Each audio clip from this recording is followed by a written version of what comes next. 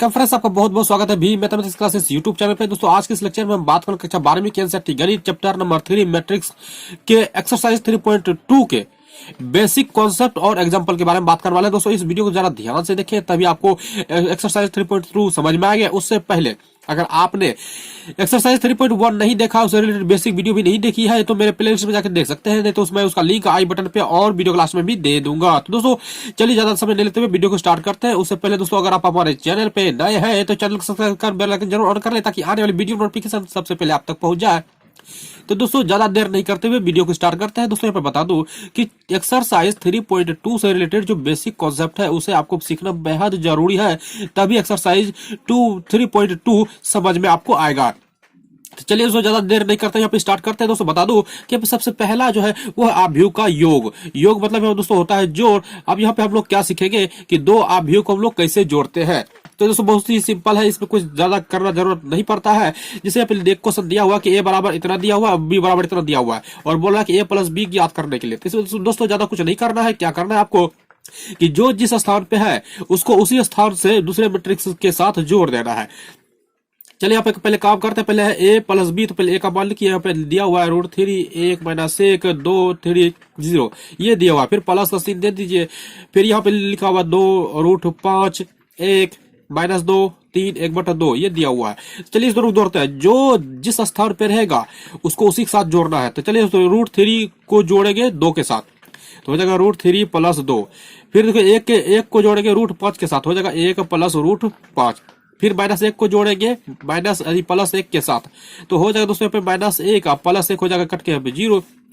2 अब -2 करेंगे तो यहाँ पे भी हो जाएगा 0। फिर 3 अब +3 करेंगे तो हो जाएगा 6। 0 +1 करेंगे तो 1/2 हो जाएगा।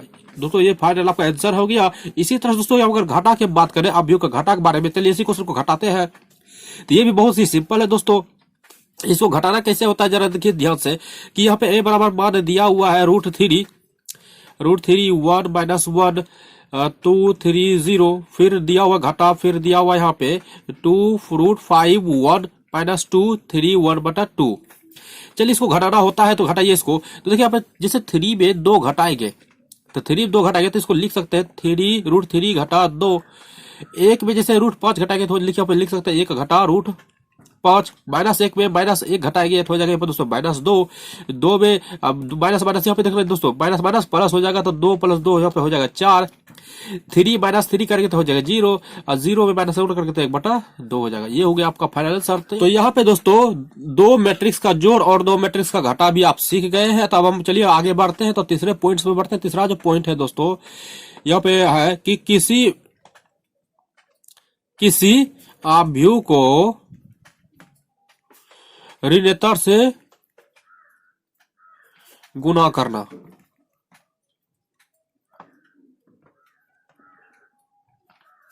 ऋणात्मक मतलब समझना माइनस से, किसी भी अवयव को माइनस से कैसे गुना करेंगे। जैसे देख सकते हैं यहाँ पे कि a बराबर दिया हुआ है कि 2 3 4 6 7 8 दिया हुआ है, इस तरह से दिया हुआ है दोस्तों।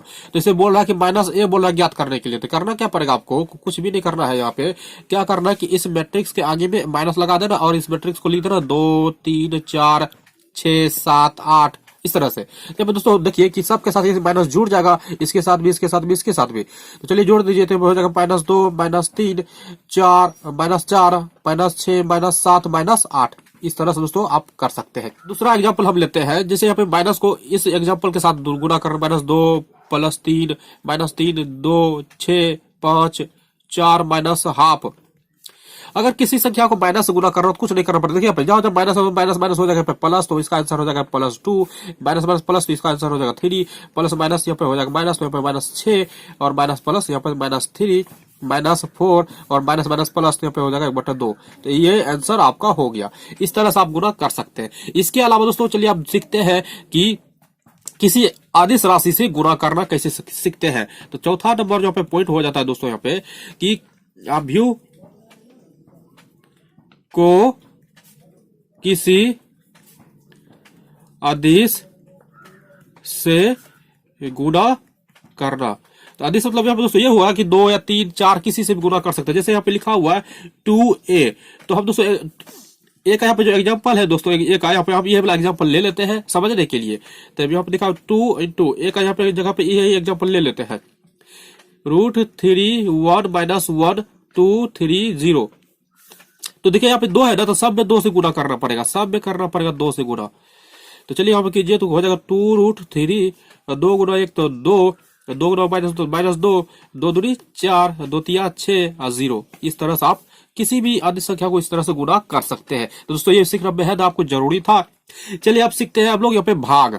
यहाँ पर दोस्तों है आव्यूह का आदेश से भाग। तो चलिए इसको भी सीखने के लिए बहुत ही आसान है। जैसे कोई मैट्रिक्स यहाँ पे दिया हुआ है कि ए बराबर दिया हुआ है 2 3 4 6 9 5, यहाँ पे दिया हुआ है और बोल रहा है दोस्तों कि a/2 निकालने के लिए बोल रहा है। तो इसमें कुछ भी नहीं करना है, तो इसे तो आप 1/2 भी लिख सकते हैं, ए इस तरह से भी लिख सकते हैं। तो यहाँ पर दोस्तों इस सवाल को 2 तरह से आप बना सकते हैं। पहला ये कि जैसे 2 3 4 6 9 5 है, इस तरह से मैट्रिक्स दिया हुआ तो /2 है तो /2 भी कर दीजिए, इस तरह से बना सकते हैं। नहीं तो इसको आप 1/2 यहाँ पे लिख करके ऐसे भी बना सकते हैं कि 2 3 4 6 9 5, इस तरह से भी बना सकते हैं। तो दोनों का मान वही सही होता है। तो इसमें चलिए 2 से भाग दीजिए, तो 2 से भाग देंगे इसमें तो हो जाएगा 1, इसमें हो जाएगा 3/2, इसमें हो जाएगा 2, इसमें हो जाएगा 3, इसमें हो जाएगा 9/2, इसमें हो जाएगा 5/2, इस तरह से होगा।